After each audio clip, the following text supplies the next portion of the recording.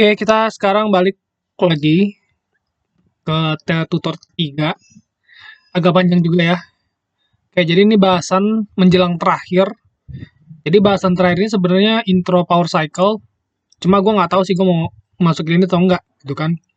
Tapi ya emang ada baiknya dimasukin sih supaya materi yang dibahas di sini itu semuanya mencangkup di bab 2, gitu kan. Artinya kalian udah belajar bener-bener semua hal yang ada di bab 2 gitu.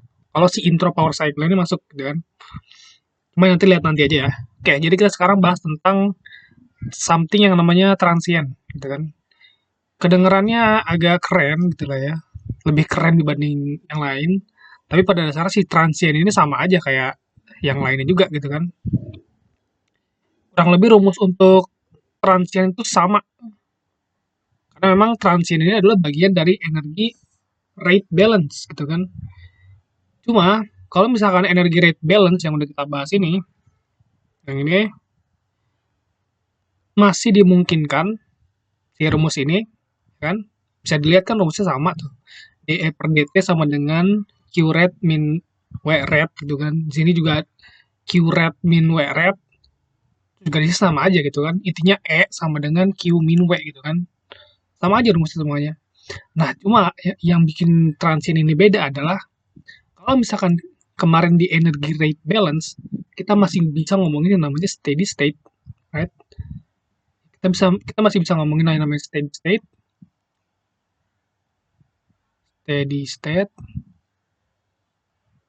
right? Masih ingat kan steady state? Jadi di pembahasan sebelumnya kita masih bisa tuh ngomongin yang namanya steady state. Nah, untuk di transient ini itu nggak ada yang namanya steady state. Artinya apa? Kalau untuk transient dia pasti selalu berubah terhadap waktu. Makanya disebutnya juga time dependent. Artinya si persamaan ini itu nggak bisa kita coret seenaknya tinggal sama dengan nol gitu kan seperti di latihan sebelumnya gitu kan. Artinya apa? Si DE dan DT-nya ini itu selalu ada utuh seperti kayak gini. Artinya bisa dibayangin sendiri kan. Artinya kalau misalkan kita mau menggunakan rumus ini, pasti akan selalu ada yang namanya integral. Gitu kan. Kenapa? Ya supaya si DE dan DT-nya ini keluar gitu loh dari persamaan diferensial yang ini. Jadi kalau misalkan kita mau nemuin solusi untuk persamaan ini gitu ya, harus pakai integral gitu kan.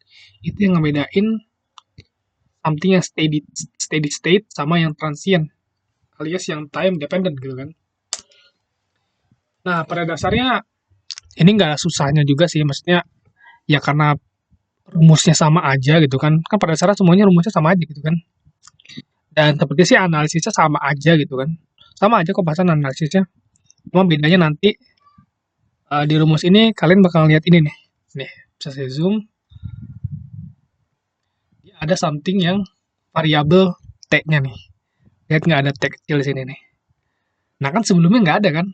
Sebelum-sebelumnya tuh variabel T ini nggak ada nih. T kecil yang ini nih. Kalau nggak kelihatan ya. Bisa kita zoom lagi. Nah ini nih kecil nih dia nih. Nah ini bisa jadi masalah nih karena dengan adanya T yang ada di sini, otomatis persamaan ini harus kita integralin gitu kan.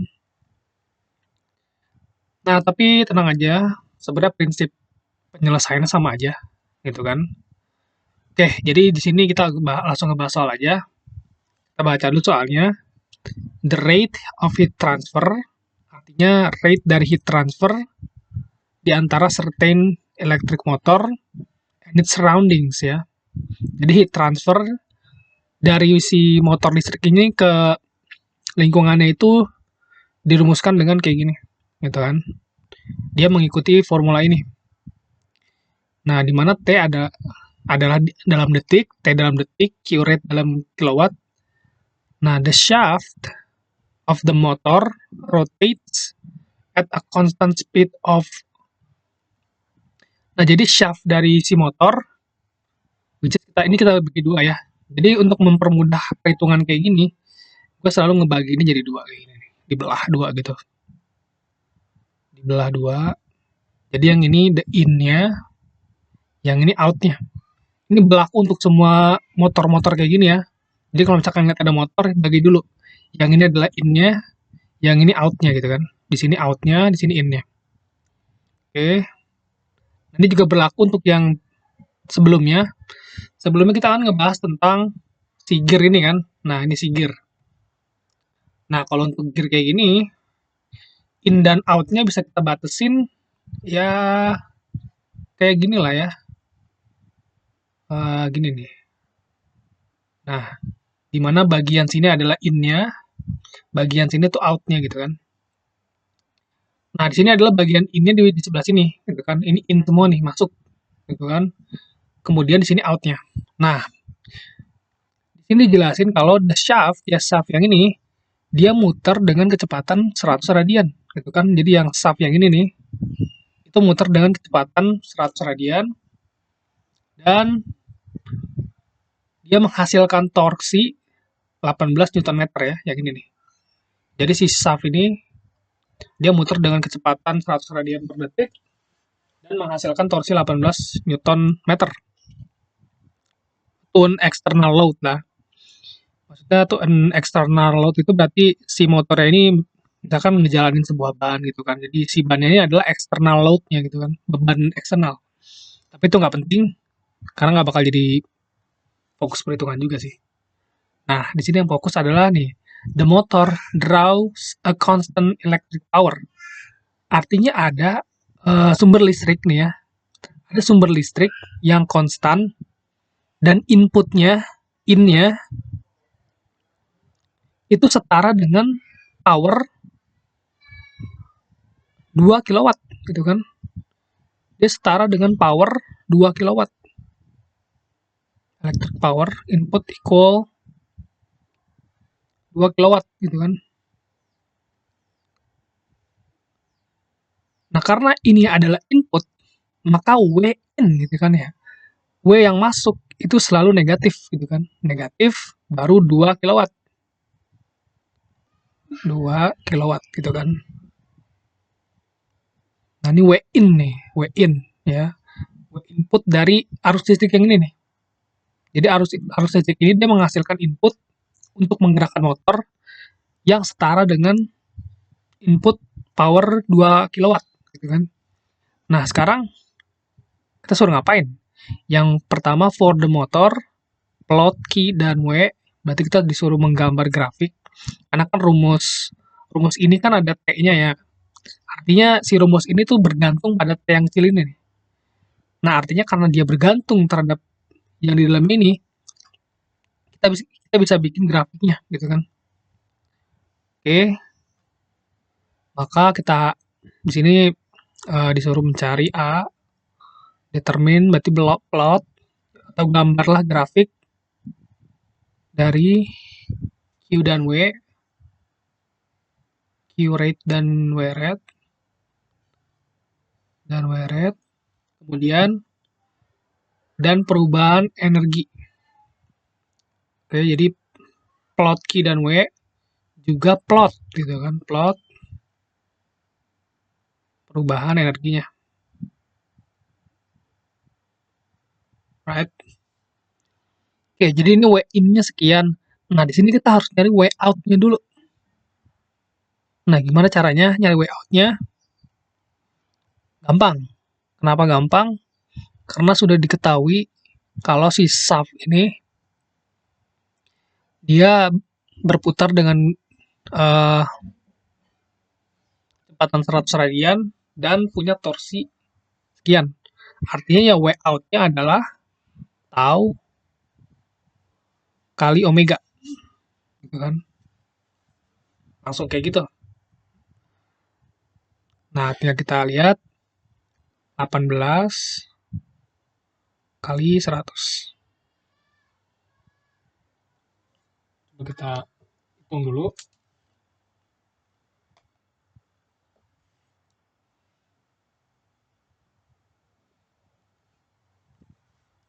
Berapa nih?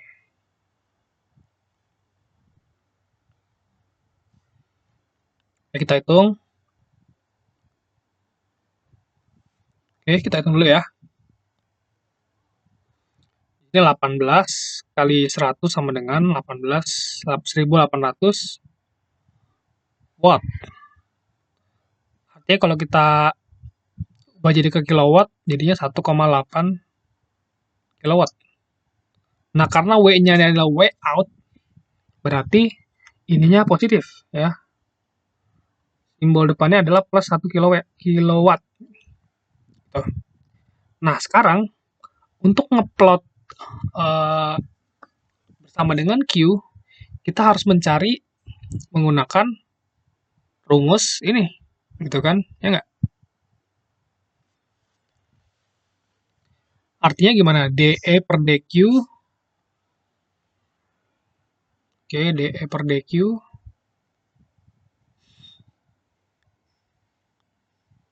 berarti DE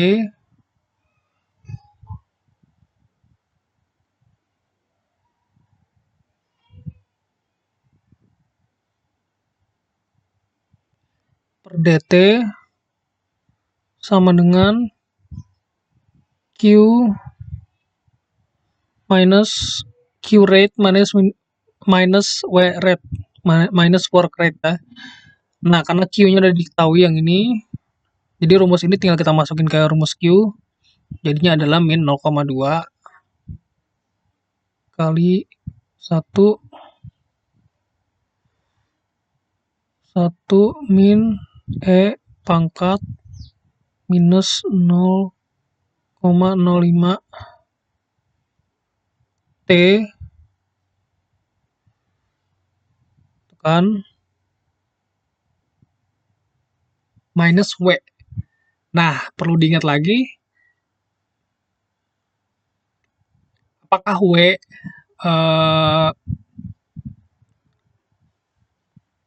dulu, ini dari materi yang lama ya. Nah, untuk mencari W, kan kita tahu ya rumusnya yang ini nih, yang sebelumnya kita pakai, which is berlaku juga, karena sama-sama workoutnya gini kan, sama-sama benda yang bergerak gitu kan. Artinya, ini W yang ini adalah, nah W yang ini nih, adalah, tulis, adalah selisih gitu kan ya. Selisih antara W out dengan W in. W out, selisih antara W out dengan W in. Gitu kan. Kenapa ditambah? Kenapa nggak kurang? Karena si W out ini udah selalu negatif, dan yang ini selalu positif. Jadi pada dasarnya mereka tuh meskipun ini kelihatannya ditambah gitu lah ya, mereka tuh dikurang sebenarnya. Cuma karena si W out-nya ini selalu negatif dan si W in ini selalu positif, persamaan ini tuh udah otomatis mengkalkulasi uh, gitu kan. Karena yang si W out ini selalu negatif, yang ini selalu positif gitu kan. Jadi ya untuk nyari selisihnya ditambah berarti kan. Oke. Artinya tadi kan kita udah dapat tuh kan. Kita udah dapat tadi W in-nya adalah minus 2 kilowatt. Kita pakai warna baru. Nah, di sini sama dengan tadi W out-nya, W in-nya, W out-nya di sini ya. W out-nya adalah 1,8 kilowatt. 1,8 kilowatt.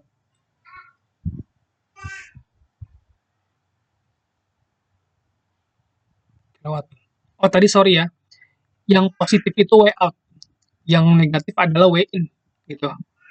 Karena W out kan artinya eh, kerja yang keluar, kan work yang keluar dari sistem. Artinya si W out ini selalu positif, yang W in ini selalu negatif, gitu kan.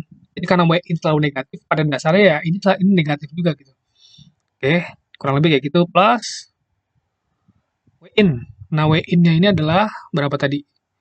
W yang masuk adalah minus 2 kilowatt. Minus 2,0 kilowatt, gitu kan. Jadi W rate adalah segini. Nah,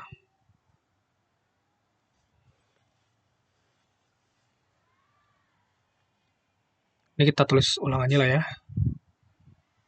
Nanti kita tulis ulang di bawah. Insya Allah cepat. Agak berantakan sih. Oke, kita terus ulang. Pertama ada D. Persamaan DE per DT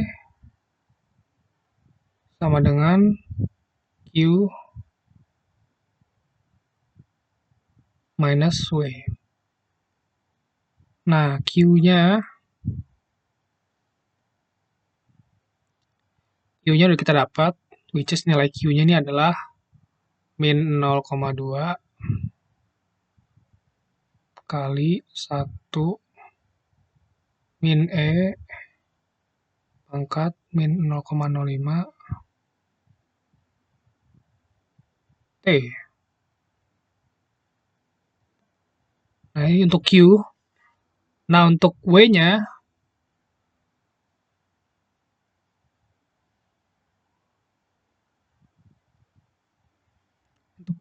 kita cari di sini, di mana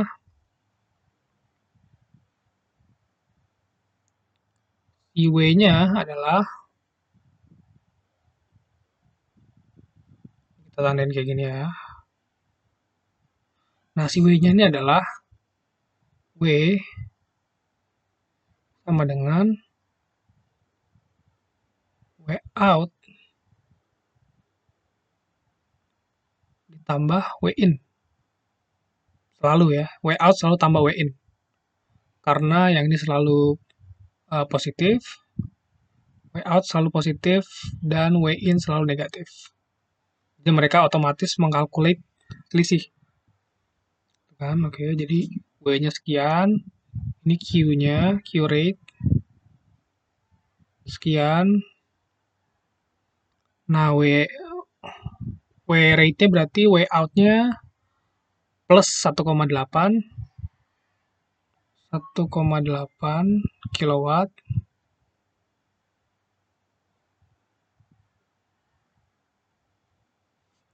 Nah, yang ininya W in-nya adalah minus 2,0 kilowatt. Sama dengan 1,8 dikurang 2,0 sama dengan minus 0,2 W rate gitu kan. Jadi W rate-nya segini, Q-nya segini, tinggal kita masukin ke persamaan DE per DT. Jadi DE per DT sama dengan Q minus 0,05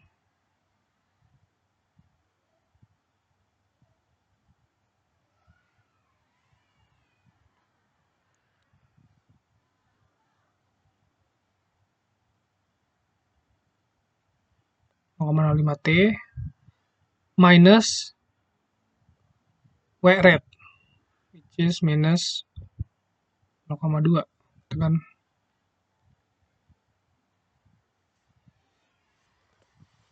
Nah, karena di sini ada min 0,2 nih.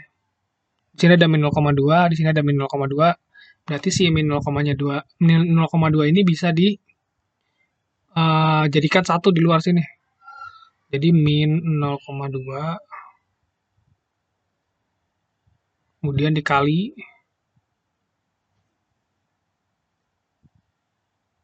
1 min E pangkat min 0,05 T dikurang 1 gitu kan. Nah, ini DT yang di sini kita kaliin ke sini. Jadi ini adalah di sini tinggal DE. Nah, DT-nya pindah ke sini. Kemudian kita integralin. Ini E1, E2. Yang ini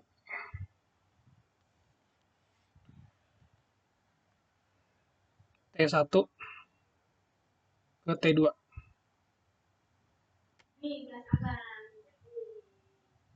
Oke. Nah, ini kalau misalkan kalian mau ngerjain silakan. Tapi kita langsung lihat hasilnya aja ya. Di sini di buku. Nah, hasil integralnya adalah ini nih. Kurang lebih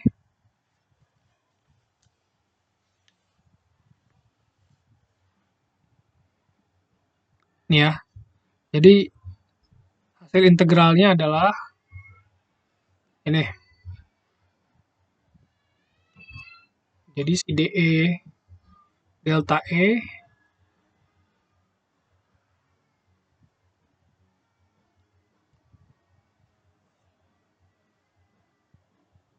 nah, ini hasil integralnya adalah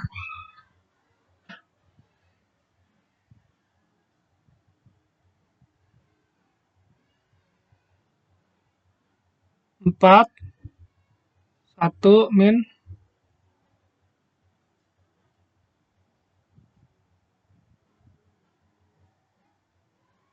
pangkat min 0,05 T kan kurang lebih kayak gitu ya. Nih.